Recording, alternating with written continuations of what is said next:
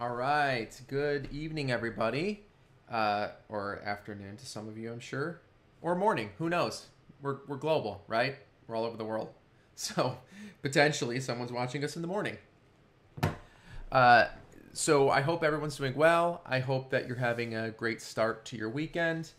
And we're just kind of chilling today, to be honest. I had previously talked about doing live streams for on a monthly basis, and clearly that didn't pan out. This is like the first one, and I think in like 3 months or so. Things have been crazy hectic. We'll talk about how they've been a little bit, and sort of channel updates, if you will. Talk about some changes we're going to be making, small changes to the channel, and yeah. So, and of course we had the Titan job, which is another topic I want to talk about today. But we'll wait just a minute or two, let people start trickling in and dropping in to say hello. I have looks like there's 13 of you. Awesome. Welcome, welcome.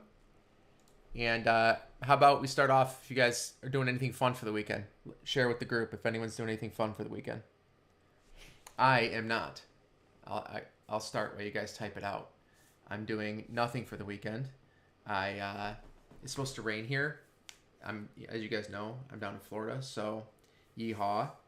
Mr. Chad Smith is going to be interviewing a Bigfoot researcher. That's pretty dope. So if you're into that, Chad Smith podcast is there. So good stuff. James from Central Texas. Hello, James. How are you? Hope you're doing well. Actually, let's do this. Why don't we switch to this one? There we go. Taking the kayak out tomorrow. Very cool. Kayaking is a lot of fun. Absolutely destroys my pecs, though. I feel like I can't use my arms for like 3 days after I kayak. It's craziness. Patrick from Prince Edward Island. Very cool. Up in Canada. Hello, Patrick. I never made it to Prince Edward Island, but I've been to a couple places in Canada, and it's been beautiful pretty much. Well, beautiful everywhere I went except for maybe Windsor. No offense. I used to live in Ann Arbor, Detroit area, and Windsor was most of my exposure to Canada for most of my life, but we're good. Howdy from the Panhandle from David. Hey, what's up, man? I'm actually I'm going to be in the Panhandle. I want to say August, September. We're going to be doing some camping up there, so very cool. Let's see here. James says, I'm on a call. A firefighting aircraft is having comm issues, and I may need to get them fixed up. Okay. Well, you definitely concentrate on that, James. I think that sounds like a lot more important than this. Very cool. X-Venture Outdoors. Hey, everyone. Hello. Hello. Good stuff. Ooh, Deborah's over in Jack's Beach with new dirt bikes. Awesome. Deborah, I don't know how much you follow along to my social post, but if you take a look at those, I did buy a dirt bike, and it was a failed experiment for me. It did not go well. I bought a Suzuki DRZ 400, and I loved it. It was a super fun bike, and my buddy bought one as well, and we had matching bikes for a while. And my only exposure to off-road driving was either in Jeeps or in quads. And so, obviously 4 wheels, pretty stable, and it was all up in Michigan. So much harder soil, rocks, all that. And when I came down here, I was like, hey, let's get a dirt bike because you can drive it on the road, then you can also drive it off-road. And it turns out that driving on Florida sand in a dirt bike is way more treacherous than I'm willing to take part in. So unfortunately, I bought this brand new bike and just did nothing but just drive it and drop it in the sand, and it was so frustrating. I decided to just give up, and I'm going to go buy a quad. But not to say that's not, your grandkids are going to have a good time. I'm not trying to shit on dirt biking, but for me, I'm just I think I'm just feeling my mortality a little too much, and falling off the motorcycle kept kind of giving me the feels. So I decided to stop doing it. But either way, they're so much fun. Part of me wishes I had stuck with it and just kind of kept going. But That's okay. I'm starting to feel my age. I'll just get on a quad and stay on four wheels for a while, unless it's on the street. I do want to get a motorcycle. All right. David Palmer said, "Where is there good camping in the Panhandle? I just got back from camping with the Xterra up in North Carolina." So I don't know yet, David, to be honest with you. And one of the first things I was going to talk about is my increased travel. So it's going to interrupt video uploads. And I'm buying a camper. We just bought a new tow behind, and that's going to start kind of interrupting a little bit of the channel. We'll talk about that later. But either way, we are going out and like getting all kinds of campsite reservations all over like northern Florida, southern Florida, and then into the Carolinas, Georgia, and so on. So I don't know yet. I'll let you know if we find any absolute bangers. We are getting some stuff on the right on the coast, like on the beach. That should be really, really cool. So, yeah, no, you're good, David. I don't know yet. I'll let you know though. Hani, is it? I hope, from Iraq. 2018 Xterra's fuel consumption per. Oh, how do I spell the problem? Not sure. Hold on.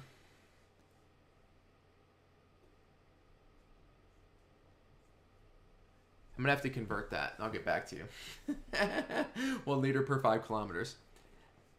Deborah says, with the bigger ones, have a 4-wheeler in mud. Yeah, 7 on a 70 cc. Okay, nice. That should be fun.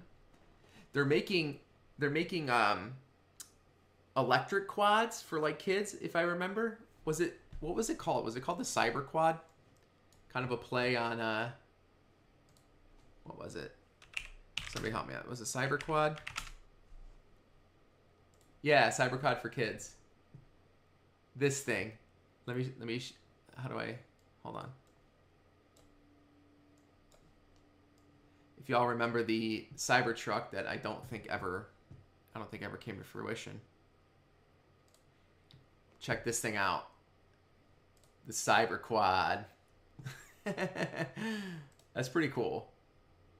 An electric quad for kids if you're into electric quads, I guess. I don't know. Wouldn't exactly want to go terribly far on those, but it looks pretty mean. It's $2,000. That's actually not terrible, but either way, good stuff.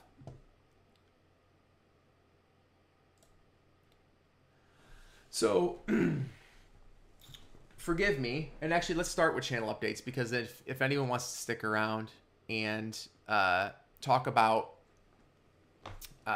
the Titan job, the VK56 rebuild, I made a whole spreadsheet for you guys, and I'll put the link in the chat so you guys can have it as well.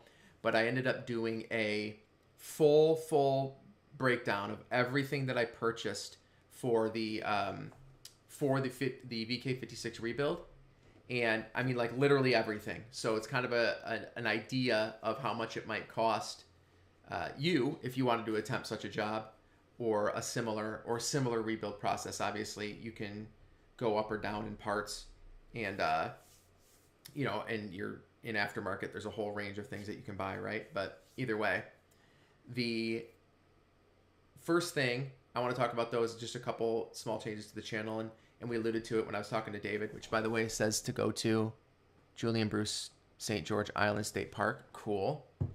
I will remember that, sir. Thank you. I'll have the chat, too. But I'm going to be doing a lot more traveling. And so, and something I had been doing previously, but it was before I went full-time on YouTube, back when it was still more of like a sort of like a hobby that I was doing on nights and weekends. But now that I'm doing it full-time, other things I want to do in my life are certainly going to cause interruption. And one of those is a lot more travel. So, you guys know the drill.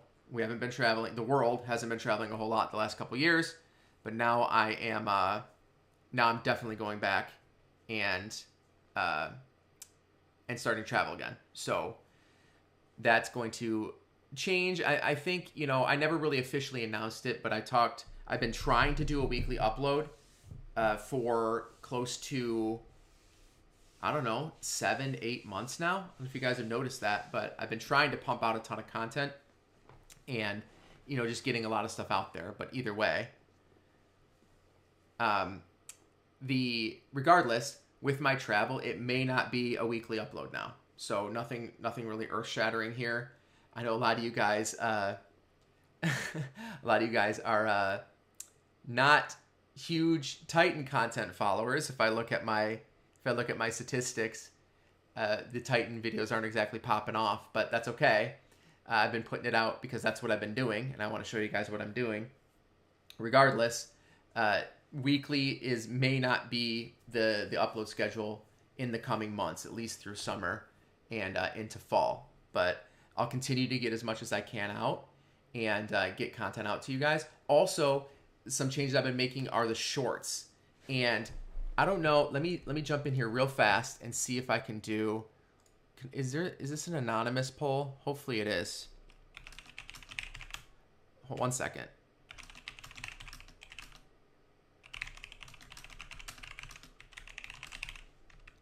We'll say yes, no, and I'm just going to ask you guys to do a quick poll here, just for the heck of it, because I hate not being able to hear your voices, right? I was a corporate trainer for a couple years and did other training for like a decade, and I'm used to being able to, you know, hear a response to my questions, so kind of drives me nuts. So the question is here is, what do you like the shorts I've been putting out?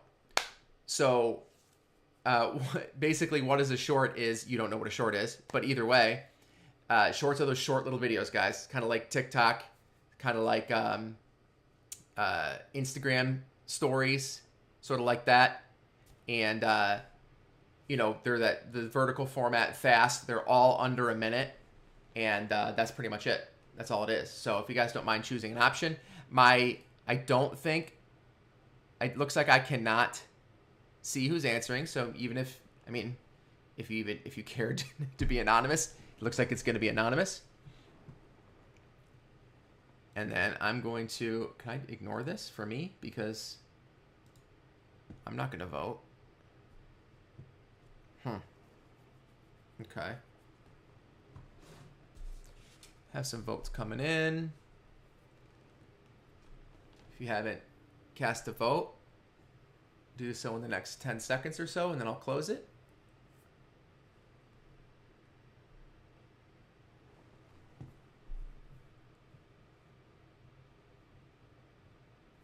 All right, looking like it's settled. Let's end it. Okay, so it looks like 62% said they do like them. Where's my... There it is, 62%. And the rest of you are like, what is a short? Okay. So, no, I like that, though, because it's kind of a opportunity. The shorts only work on your mobile phone. So if you're the type of person that doesn't watch YouTube on your mobile phone, forget about it. Don't even worry about shorts.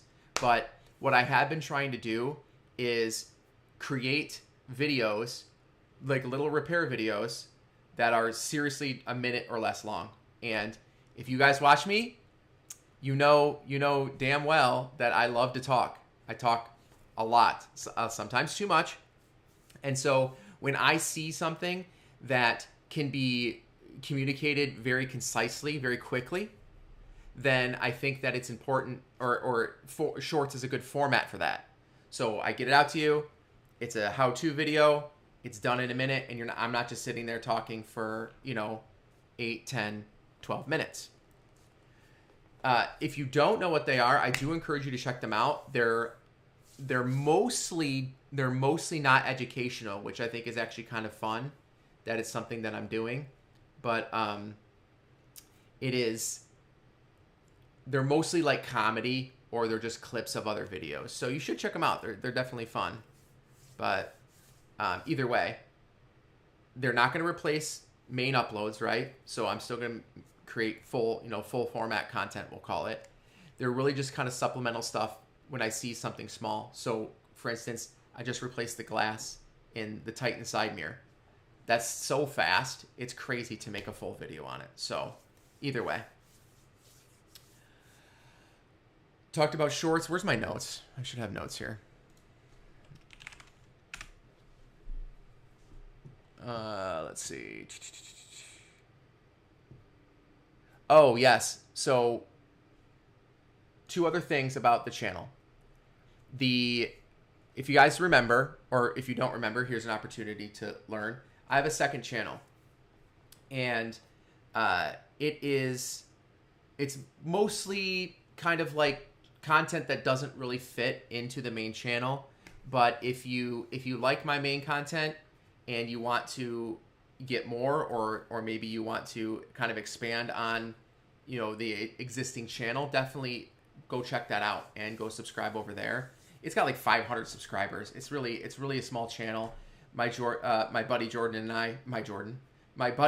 I just did some work on his motorcycle and did some work over there and made a video out of it. So it's fun stuff that isn't all just Xterra Titan related content, and it's just side projects that we like to do. It's a lot of fun. Yeah, that's right, dude. You're my Jordan. Real quick, says Adjust Volume says, when are we getting a vid on converting the Xterra to an EV? You know, it's so funny you say that. I looked at, because I think one of the is it Tesla? Somebody sells just the base of the vehicle, right? Like the batteries and the motors. And so I think it would be so cool. I can't. It's way beyond my abilities, but I think it'd be so cool to do something like that. It'd be really funny. James. Forget notes, you need to be here. Hey, thanks, James. Appreciate that. Thank you, sir, for the super chat. But yeah, where was I going with that? Second channel, go check it out if you're interested. It's fun stuff. We also on that channel, speaking of Jordan, we pulled Jordan's old Kia Sportage out of a field and got it running again, which was a lot of fun. So that was an interesting series as well. So definitely some content over there. I'm going to continue to make it, and we'll just try to have fun over there, do some different stuff. On the main channel, one other quick change is, and let me, post a link to my second channel. Thanks, Adjust Volume. 1 second. The second channel, it's called Ride the Car Guy 2, incredibly original content. Let's grab it.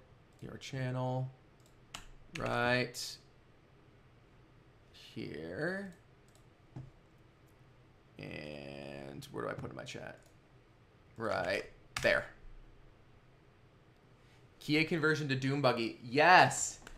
Jordan and I were thinking about what to do next with that wonderful Sportage of his, and I think it'd be really fun to start chopping it up and converting it to a dune buggy or making it a convertible or something fun like that. Just goofy stuff. That would be something you'd absolutely see on the second channel. So Adjust Volume, it's 2, literally the number 2, like Ride the Car Guy, the sequel.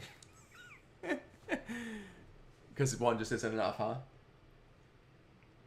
And then also, and I don't want you guys to take this as some sort of ploy. You guys know that I appreciate your support. If you subscribe, if you like my video, I'm very happy. If you do a super chat like James or do a super thanks, that's very, very much appreciated.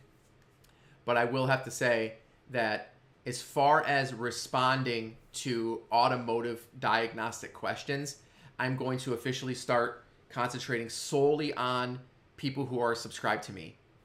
So what that means is in YouTube, they have created a feature, it's about 1.5 years old, I think, about now, that I can see who's subscribed to me in my comments. And so let me see if I can share this with you without showing too much. And I'll give you an example, okay? And all this stuff is, I mean, all the comments are public. It's not like I'm divulging secret comments or anything. Let me show you. How much am I exposing here? We're good. All right. Let me show you this, folks. Screen and webcam. There we go. So this is my This is the back end of my YouTube studio. And this is the comment sections. And these are ones that I haven't responded to yet. And as you can see, I can keep scrolling. I'll keep scrolling for eternity. So I will dedicate hours per week to go in and try to answer these questions. But a lot of times they are like automotive diagnostic questions. And so they take a lot of time. And so if you see the only thing I ask for in return, if you want assistance with diagnosing a technical problem on your vehicle, is that you subscribe to my channel. That's it. It's free. It shouldn't be too much to ask. And that's the end of it. I can see here that these little icons here tell me when someone is subscribed to me. So it's not that I'm never going to answer any comments that aren't subscribed to me. It's just I'm going to start prioritizing those first, getting those people taken care of because they've taken that extra step to subscribe to my content. And then with the time left over, I'll be answering questions for people who aren't subscribed. Okay, so nothing crazy here, nothing earth shattering. Just there's just so much content, so many comments with people asking me highly technical questions that I need to go research because I'm not a master technician. I'm not a Nissan mechanic. I just work in my garage and learn as I go, right along with you guys. So I need that time to research just like you do. Okay. So there you go. And then we'll talk Titan here in just a second after we go back to chat. Anthony asked, "Do you still have the catch can?" I assume you mean on the Xterra, because I think that's the only one I've done it on so far. And the answer is yes. I use it. I mean, well, the car uses it, right? The vehicle uses it. And I just empty it with every oil change. So it works great. It still works great. I collect oil in it. I don't have the fancy like tinfoily bullshit that they put in there. It's in my new ones. I can figure it out, but it catches oil. I unscrew it, empty it with my oil change, screw it back on, and it's sort of like set it and forget it. It's no big deal. I'm about to put 2 on my Titan, so that's why I got confused. But I bought another 2 of the pretty much the same exact kind. They're just red because I'm going with a different theme, and I'll be installing those probably next week and getting a video out about those. But honestly, it has been rock solid. I mounted the one in the Xterra to the back of the engine bay, the back of the engine bay, and on the Titan, I'm actually going to go, I think, on the cover. So, does the Nissan Titan need a catch can? So, Alex, technically speaking, no cars really need catch cans unless you're like talking about crazy performance vehicles and whatnot. But catch cans are really for people who put a lot of load on their engines. Right? So if you're towing and whatnot, your PCV system is going to be working overtime. And for people who just really want to keep that oil out of their intakes. So one thing that is super annoying to me and one reason I like catch cans is because PCV is the only purpose for PCV is like emissions control, right? Because meaning I guess, I don't know, the EPA doesn't want oil just exiting your engine and just going on the ground. Totally understandable. That's fine. I'm happy with that. Except what they do instead is they literally take that crankcase pressure that's contaminated with oil and oil and so hopefully not gas, right? And then it recirculates it back into your intake to be burned up in your combustion chamber. And so that is I don't like that. I think it's annoying. I think it adds to an extra carbon buildup. It adds to dirty intake, dirty heads and your intake ports, your tops of your cylinders, tops of your pistons. Those all get extra dirty in my opinion, unless you're starting to take that used oil out before it makes it back into the combustion chamber. So that's why I do it, Alex. It's not technically required. Some people claim that it robs power when you don't have a catch can. I haven't seen any dyno results to kind of back that up, but either way, Some people, it's kind of a contested thing. Some people like it, some people don't. And yeah, and that's the end of it. Hopefully that answered your question. Anything else before we start talking more Titan stuff?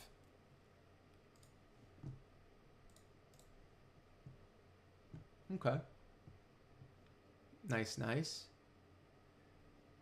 So speaking of links, let me go grab a link to my, to my website, but it's the document that I created.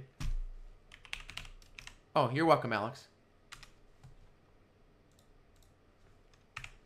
All right. We want this here. Okay. Excuse me. 1 second.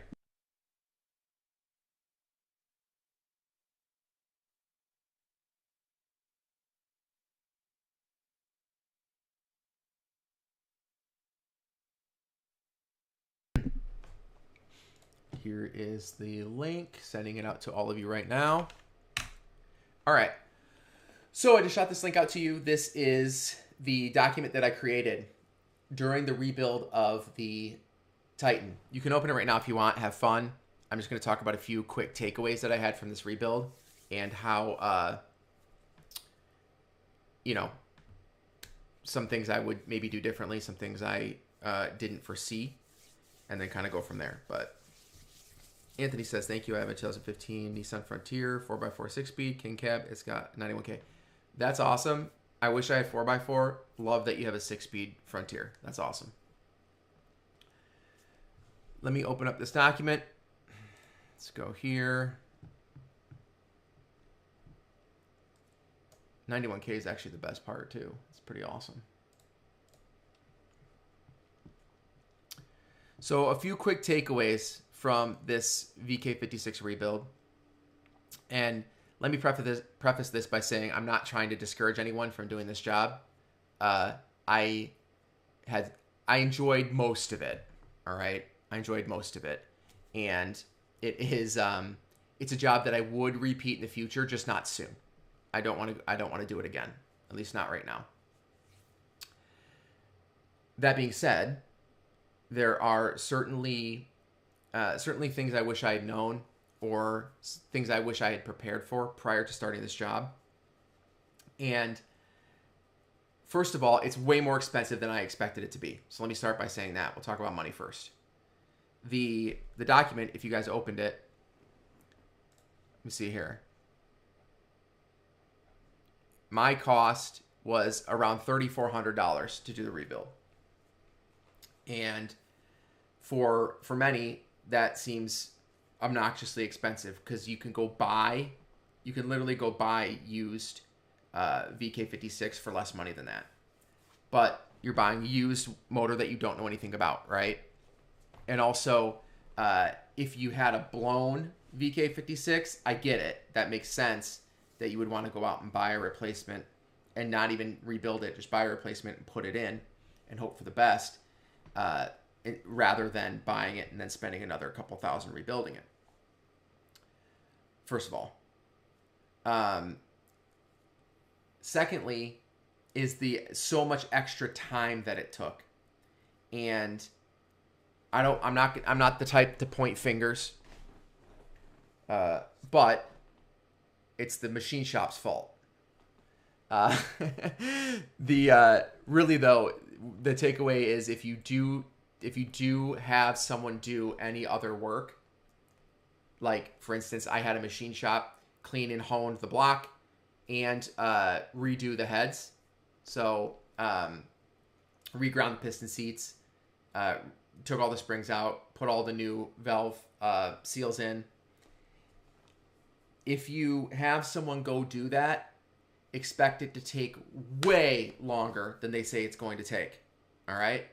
So it's kind of like, and no disrespect if you're a contractor, I love you. But when a contractor says it's going to take 2 weeks, it ain't taking 2 weeks, friends. It's taking 4+. Okay? So that's right, Pod. They took so long. So for instance, I dropped off my block right before Christmas, if I remember. And they said, oh, I won't I won't be able to touch it until first of the year. Totally fine. It's freaking Christmas and New Year's. I don't expect anyone to be dropping what they're doing and working on my block. Perfectly fine. But 10 weeks later, it was not done. 10 weeks.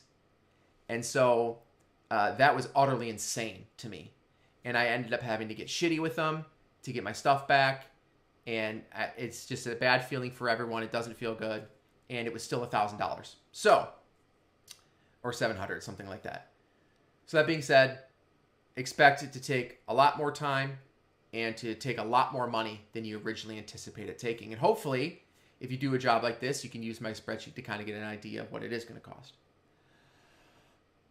Expect the unexpected.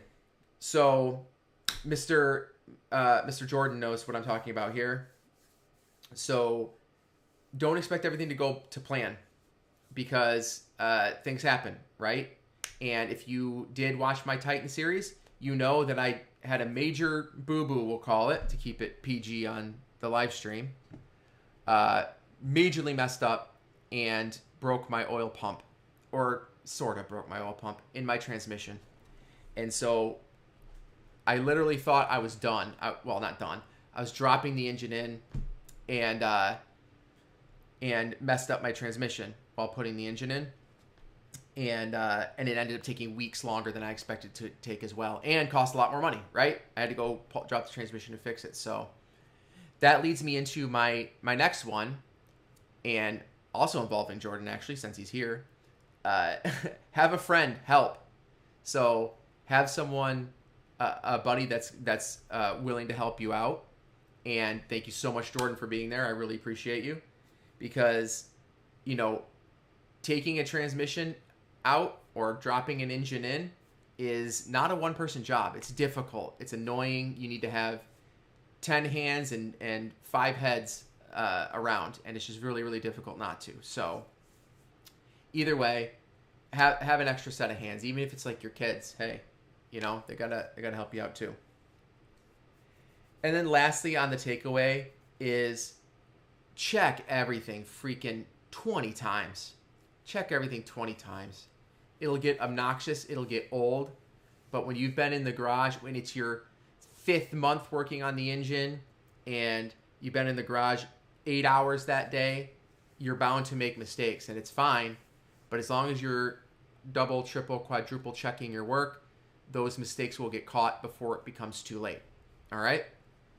So I know that's some kind of generic advice, but those were my takeaways on kind of getting that job done. All right. Before we go into the spreadsheet, I see that there's questions coming in, so I want to address some of these before we get started, and then we'll talk about the spreadsheet. There's not a ton there. Spoiler alert. Have you heard of timing sensor, cam, and crank on the X needing to be Nissan? Are these suitable that work? So, James, this is highly contentious in the Xterra community for some reason. Everyone says if you don't go stock or OEM sensors for the cam and crank, that it's just going to be that they're just going to die soon.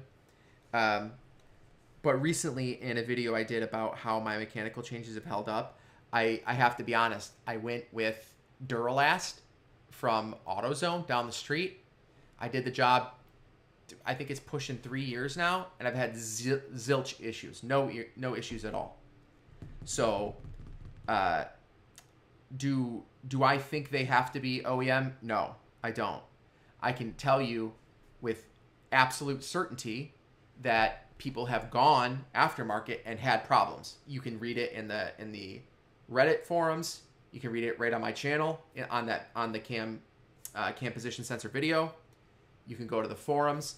People have had issues with aftermarket sensors. So I'm not saying it doesn't happen. I'm just saying it didn't happen to me. Hopefully that answers your question. Chad Smith podcast. I don't know anything about cars or how to work on them. All right, respect. But I do make the critical engine fasteners for Nissan. Oh, no shit, really? That's very cool. That's really fun, Chad.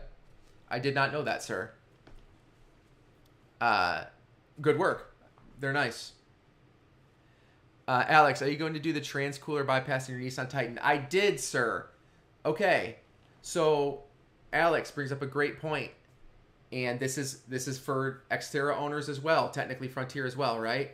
Xterra, Frontier, and Titan, and probably Armada, and probably Pathfinder. I don't know 100%. But Nissan did a, in my opinion, god-awful design of incorporating a transmission cooler into the radiator and having an auxiliary transmission cooler that sits in front. The problem is that when there's a problem, you guys all know this, dude. I don't have to redo tell you the whole SMOD story, but when it's a problem, it's catastrophic, or can be, right? So the bypass is a very popular mod. I did do the bypass. I did it on my Titan. So I am, what I ended up doing is just using the existing auxiliary cooler for now. So my goal is to eventually buy a better, higher flow, bigger surface area auxiliary cooler and replacing the transmission cooler. But for now, I'm just using the existing auxiliary cooler because I actually wasn't going to until I opened my transmission and I found evidence of antifreeze in my transmission. The only way it would have gotten there, through the transmission cooler. So I felt like I needed to do the bypass to mitigate any future risk. All right. I will tell you though, I am going to be towing here in short order. The trailer I'm buying is being towed by the Titan, so I do have concerns about trans temps. I will hopefully not have issues. I don't know what to say. Nothing really much more than that. Let's see here. James says, damn, I got a crate rebuilt for the X for only $3K. It took me 3 days to pull, swap accessories, and reinstall. That's awesome. So I don't know if what source you got it from, or maybe it was from someone that wasn't on the internet. But if it was on the internet, share a link to that, where we can get rebuilds for the Xterra. That would be really cool. Anthony says, wow.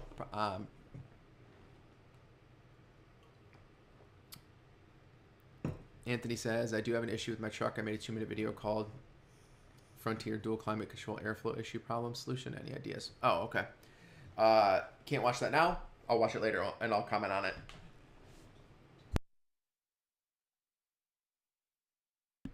Gotta learn how to swallow water. All right. James says, also remember to drain the transmission. Oh, about doing the bypass, I think you might be mentioning. If that's the case, yeah, I absolutely did. I took the whole transmission out, and then I took the oil pump out, and then other parts fell out. It was an absolute nightmare. But yes, I swapped out all the transmission as well, or transmission fluid as well. David says, I've had non-OEM for a few years on both cam and crank sensor. No issue. Thank you, sir. I appreciate someone backing me up on that. So David is also another person who went aftermarket on the sensors and has not gotten bitten by it yet. All right. Troy says, Rye, thank you. The Xterra hood strut kit is the best add-on / mod ever. Amen. The Titan comes with it, but it is just such a really nice upgrade to have. It's something you don't even think about. I call it like a quality of life upgrade, right? Is it really going to change the performance of the vehicle? No. It changes your perception of it and how easy it is to get under that hood. That plus the LED lights that you put under the hood. Between those two things, freaking love it. It's very nice. And as a bonus, it opens the hood further than it would with the prop rod.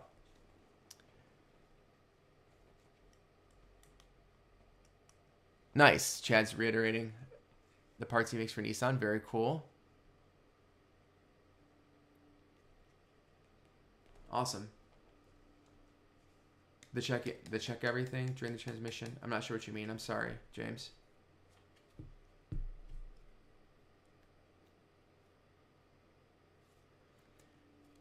Anthony says, I took off the stock Frontier diff cover and replaced it with a new Titan aluminum cover. Very cool. How often do you recommend your rear gear oil? So the rear gear oil will last a long time. well, for instance, I just did a video on my Titan, and it hadn't been changed in 217,000 miles. Guaranteed that's original in that thing. It was pure water, and it was pure black. So I'm surprised the diff didn't blow up. But if you're towing or it's under heavy load, or especially if you're off-roading and you're getting water or contaminants in your diff breather, then you absolutely need to change it more frequently. But I think the interval is like 100,000 miles or something. I don't know offhand, but if someone has that information, let me know or put it in the chat. I want to say it's like 70 to 100,000 miles, something like that. Let me just remove this clown.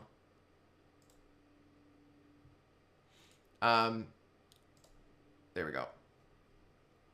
Cool. Very nice. Some spam bot coming in.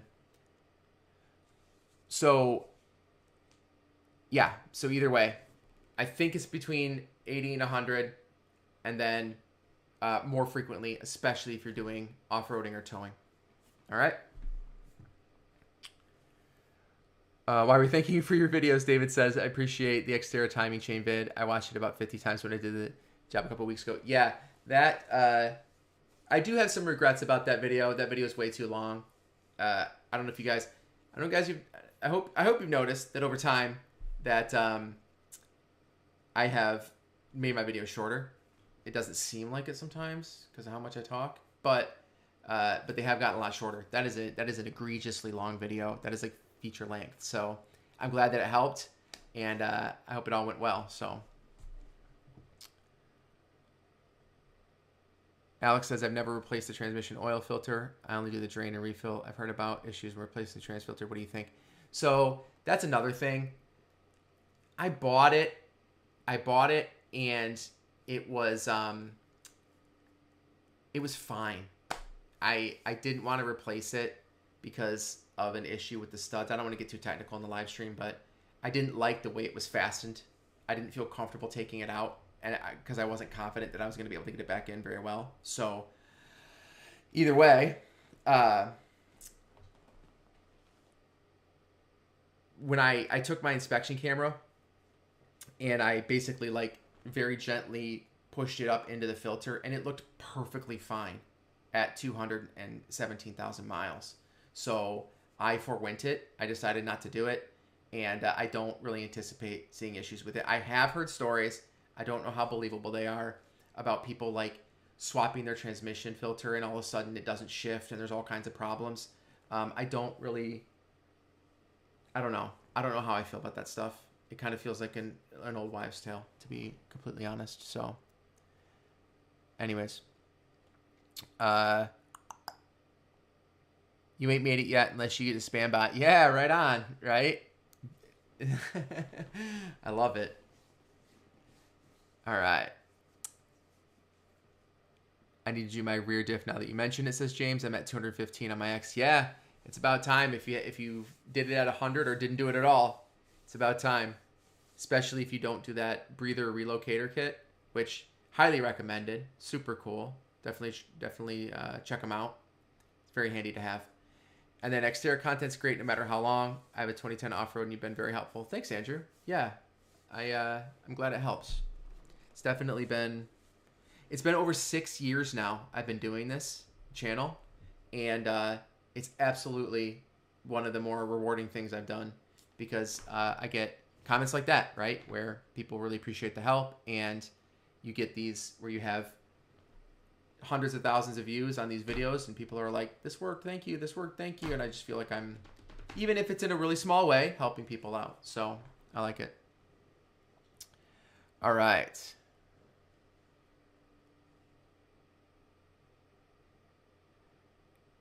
Anthony says, did training oil at 30K, slightly dirty. Yeah, probably the first on the initial run, right? And then at 90 it was clean. Nice. Yeah, the magnet drain plug for sure. The magnet drain plug on my front diff was brutal. I mean, the sediment had to have been a half an inch thick. It was nuts. Absolutely nuts. Uh, length felt justified. It's a complicated job. Probably timing chains. I wrecked the rear cover trying to remove the rear oil galley seals. Oh yeah. Oh my gosh. Yikes. Had to drive to Atlanta in a minivan. Okay, dang. That's quite a story.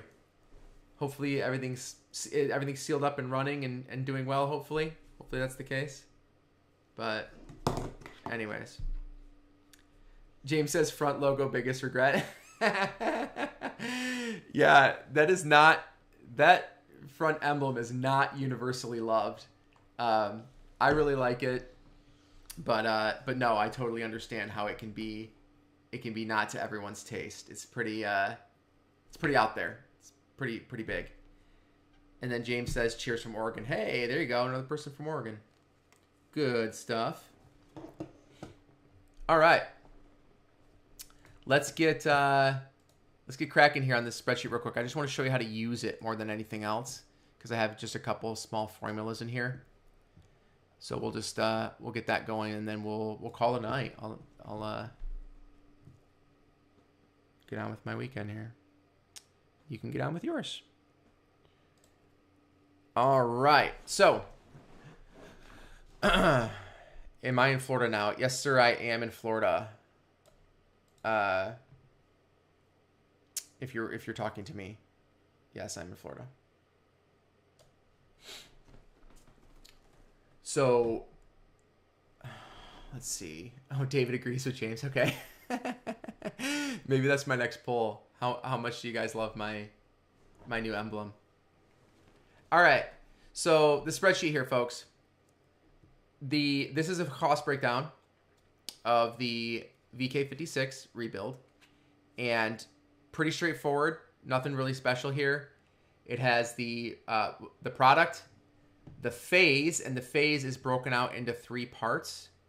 And phase 1, oh, you can't see that. Dang it. Hold on. Let me do this. Let me do...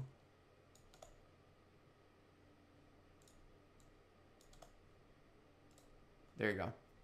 Phase 1 is the engine removal, of course. So that's one sort of portion of it. And then phase 2 is the engine rebuild, and the phase 3 is the engine reinstall. So all I did is I went in and I said, this is the phase that this particular item was purchased for. That's all. All right. And then category, I broke it down into tools, consumables, and parts. So basically, well, that is what it is. Consumable would be something you can't use more than once, right? Oil, gasket sealer, RTV, all that stuff is something that you can't use twice. Parts are parts, tools are tools. Cost, I just rounded to a near dollar. And obviously these are all subject to change, right? So, you know, where you purchase your items or what type of items you purchase are going to vary depending on what you do. Purpose, I try to, you know, give a good idea of what I use the product for. Some of them are extremely obvious. So, like, a starter is to start the car, for instance. And then notes. So if there were particular notes, something about this product I wanted to communicate to you, I put it in there as well. So, for instance, oil, how much I bought. I bought my engine stand used off Craigslist, which is why it was $115. And the types of fluids. So, for instance, the front gear oil I put in APL GL5 SAE 80W90. All right. One-time use. This one I found important because it's basically sort of like a consumable, right? All the consumables are going to be one-time use, but also there's items that may not be. So slinger bolts, for instance, is not a consumable, but it is a one-time use because I bought it just for this job and I'm not going to use it for anything else. I'll put it in my bucket of bolts. Hopefully I'll use them, but it's not like a tool I can use over and over again. Optional. This is also something that you can decide sort of on your own whether or not you determine something is optional. There's going to be things that you think are optional that I don't, and there's going to be things that I think are optional that you don't. So, and vice versa, right? So definitely, you know, at your discretion, make those changes. The only thing that's really going to change, in fact, Let me look at the formulas. That's going to change nothing. So that doesn't matter. Do I have anything in H? No. All right, so don't worry about it. Complete, that's just whether or not I purchased it. In fact, I can wipe that out and re-upload the document so you guys don't see that. It doesn't really matter. And then links. So these are links to literally either the item I bought or an equivalent item or very close to it, because a lot of stuff I own already, right? So forewarned, well, for kind of a bad word for it, but just to let you know, if it's an Amazon link on here, it's an affiliate link. I get kickbacks from Amazon for affiliate links. So I just want to say that. I like to be transparent about it. And it is absolutely a way to support the channel. So if you appreciate me making the spreadsheet and you want to help me out, you can just use one of those links to buy something from Amazon, and it doesn't cost you anything, and I get a kickback. All right? And then over here it says new to me. This is going to be the same for you. You can actually use this column. You can wipe it out, because what you're going to see is that affects the my cost cell here. So let me, am I not even showing you? Hold on. Oh, good Lord, Ryan. Hold on. Let me push it over. Here we go. My cost. So total is literally the total of everything, but I already own a lot of stuff, right? We all have, well, we hopefully all have socket sets and wrenches and, drain pans and all that jazz. But my costs are the things that I had to buy specifically for this job. All right, that's why this exists. And so if you'll see here, if we put an X here, it's going to adjust that cost. So I feel like it's probably small. Let me do this. There you go. So for instance, that's not true. I already own that. There you go. So, oh, well, actually that isn't true. There you go.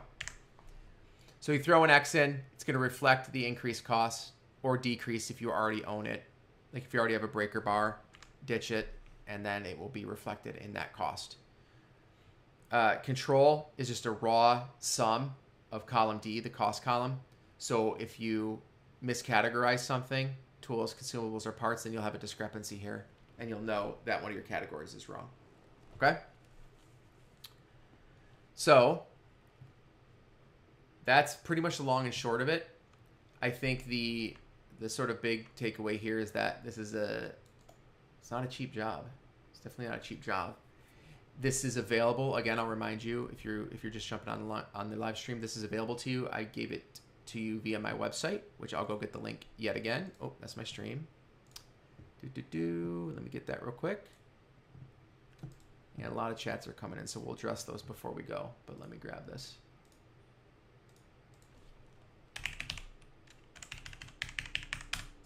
All right.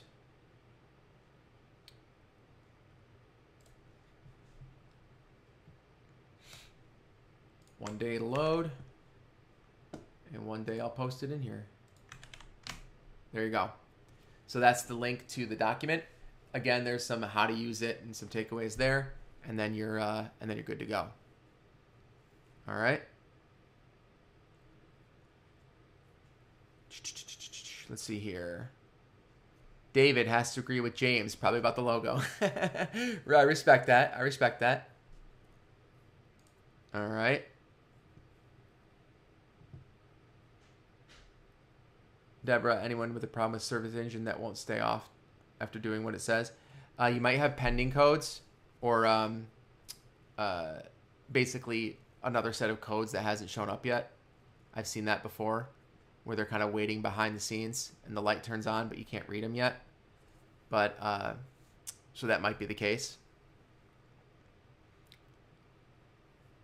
All right. Getting Friday night room with DeSantos, nice. James says front logo poll. You don't need that amount of negativity before your weekend. Think it'd be overwhelmingly negative. I don't know. I gotta tell you, I saw it, and maybe it was one of those things where like it looks better on like a well done Instagram photo or something. But I saw it on the Reddit, the subreddit, the Xterra subreddit, and it looked damn good, or at least I thought so. So I was like, ooh, I want to do that. I want to replicate that. And in real life, you know, is anything as good in real life as it seems on the internet? You know, whatever. You guys are talking it out. All right. Let's see here. All right. Any questions about this, folks? Does anyone have any questions or issues with the spreadsheet or wants to know anything more about it before I kind of wrap it up?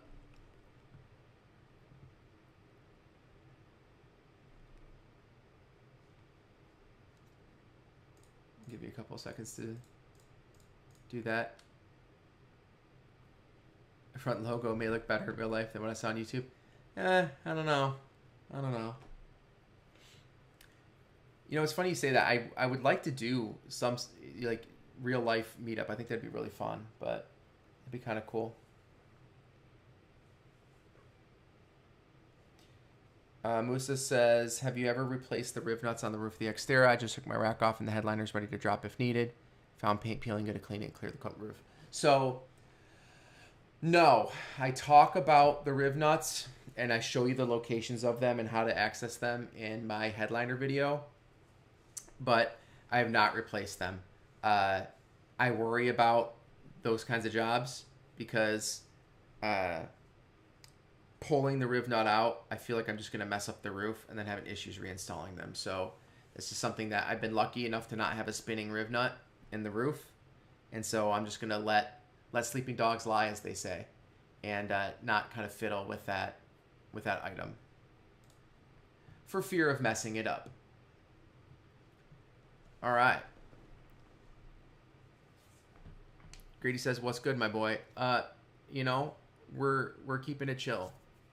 I'm happy that it's the weekend. Next week. Is it next week? No, next weekend. I'm off to drive to Michigan. So if y'all have been following my social posts, we made it out to Colorado a couple weeks ago. I was just in Vegas. Vegas and, you know, southeast Nevada. And then we're heading up to Michigan.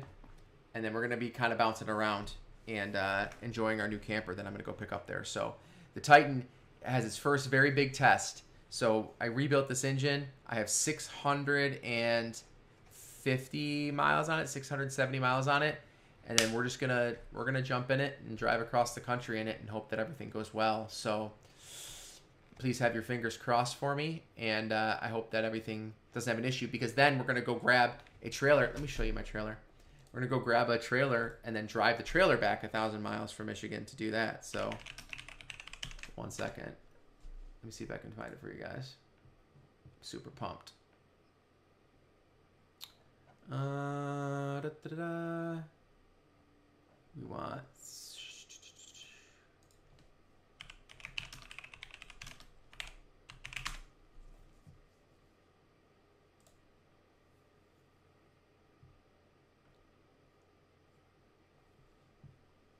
this sucker here. If anyone has experience with campers, I hope I bought a good one. Where's it at? There we go. Boom. We're picking up something called a Imagine 17 MKE.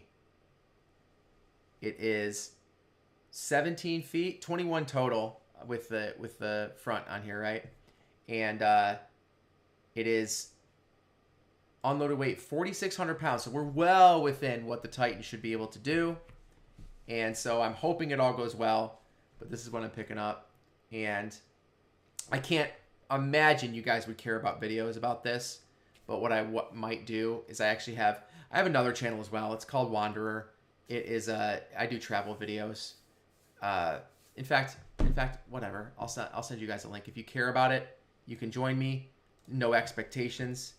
I don't expect you guys to go follow that content, but I do have a channel that I basically made for just my family to kind of see my little travels and where I go and the places I've been. So if you give a damn, I'll link you guys. If not, no big deal. No big deal. You throw that in there. And then there's that. There we go. And then there's my little camper. So very exciting. I'm very happy about it. It's a whole new thing. I know RVing is sort of like a lifestyle. And so hopefully I enjoy it because we're getting in pretty deep. So, all right. Back to a couple comments, then we'll call it a night. James says, rib nuts are a nightmare. If you haven't done them before, it takes a certain feel for amount of pressure to set them. Yeah, so that's the thing. I don't want rib nuts. I don't want my first experience with rib nuts being on the roof of my car, right? For the sake of keeping water out, first of all. That's kind of a big issue. I do, however, in my Titan, the skid plate. Skid plate's a generous word, but the skid plate attaches to the cross member underneath the engine, and those bolts are broken. So I was thinking I was going to drill those out and then get a rib nut and set some rib nuts in there and have that be my kind of my way of learning rib nut setting. So that'll be I think a lot less risky because it's already broken. So it's not like I can't make it much worse. So David, I've read some horror stories of removing the roof rack. Good luck for real. Yeah, amen. The roof rack can be a big issue. Musa says, I live in Ohio. I'll show you pics when I'm done. Yeah, so, I mean, it's certainly not, I mean, anything's possible, right? So if you have the will, then there's a way for you, for sure. James says, Central Texas is a good central location for a meetup. Just saying, hey, okay. The thing that is bothersome about meetups, well, I shouldn't say that. It's not bothersome. I would love to do it. I think organizing that is going to be kind of costly, and it's beyond sort of my scope of what I do, like event planning, right? So I might piggyback off something else, maybe like announcing like, hey guys, let's go to this expo or something like that, and kind of meet up at an expo as opposed to trying to do something as like a group sponsored by Rather Car Guy, like kind of just do something else. But I've been to Central Texas. It's nice. I do like Texas. It's a fun state. So who knows? Maybe. Musa says, and I hope I'm pronouncing that right, I'm good with bodywork, so I'm happy to see all your mechanical videos. Nice. Thanks. I appreciate that. Kev says, is that a jacket potato? Don't know what that means. Jordan, family plus Jordan. Okay, yeah. And you, Jordan, for sure. Would melt cheese over pineapple and eat it. Okay, cool. That's awesome. Sounds interesting. Don't know what that has to do with anything, but that's awesome. That sounds good. I'll try it one day. Musa says they always break on skid plates. Oh, you work part-time at Nissan. Nice. They're the worst thing. They tap another hole into your skid plate. Yeah, that's what I'm gonna have to do, right? I wasn't gonna tap. I don't want to actually tap a new hole. I was just gonna drill out the actual existing bolt and then just throw in a rib nut. So we'll see how it goes. PM, I have 220K on an Xterra. Nice. Not sure the history, but I've been keeping up with oil changes every 3,000 miles. Had it since 197. What type of service should I keep up with it? You should, if you have a manual transmission, change your transmission fluid. Definitely start with that, especially if it's, because people always ignore it. They always ignore transmission fluid and differential fluids. So I would empty your front diff and rear, front if it's a 4x4 of course, but do your rear diff no matter what, and then your transmission fluid, and then check your cooling. People tend to get a little over the top with cooling. If your car isn't overheating and you're not leaking fluid, you're probably fine. But it's all about them fluids, right? Check all the fluids. Most other stuff you can kind of deal with once you start getting symptoms. So for instance, if you're getting fuel delivery issues, start dealing with injectors, right? If you're having issues with your throttle, check out your throttle body. But really, it's all about the fluids. Yeah, those fluids do smell the worst, Mike. Gear oil smells like shit. And of course, the other day I accidentally spilled stuff all over there. Spilled gear all over the side of my engine. Super annoying, but it smelled like it for a while. Let's see here. What would I do if I lived in a shoe? You know, nothing. I can't think of anything clever to say to that. So, I don't have anything. What else? Y'all have a nice night. What's that? Yeah, have a good one, man. Hey, thanks for joining on the live then. I hope you enjoyed it. PM says thanks. It's an auto 2-wheel. Yeah, then just then check your rear diff fluid. Well, not check. You can't really check it. I suppose you could through the fill hole, but just swap it out. It's not going to hurt anything to swap it out. And also, PM, do the breather mod. Even if into 2-wheel drive, even if you're not going to be doing a bunch of off-roading, so do the breather mod. It's like a $40 insurance policy for your rear diff. It's nice. And what else? Oh. Okay, Kev. You're getting the boot, buddy. Sorry. Appreciate you, though. All right. Anything else, folks, before we call it a night? It's been fun. Oh, thanks, Pod. I appreciate you. Pod took care of it for me. Well, all right, my dudes. I really appreciate you taking time out of your Fridays. This is sacred weekend time. You guys are awesome as usual. If you have any questions, make sure that you throw them in the comments below, and we'll and subscribe if you want some technical help with your vehicles. So definitely check it out. Sam's going to do the lift job for the Xterra. You're welcome. Enjoy that. Definitely, if you need help, hit me up on that video. And James, I will absolutely be getting a beer. I have one in the fridge with my name on it. As soon as I get off camera, I'll be cracking that cold one. And have a great weekend, guys. You're awesome. Thanks so much for joining.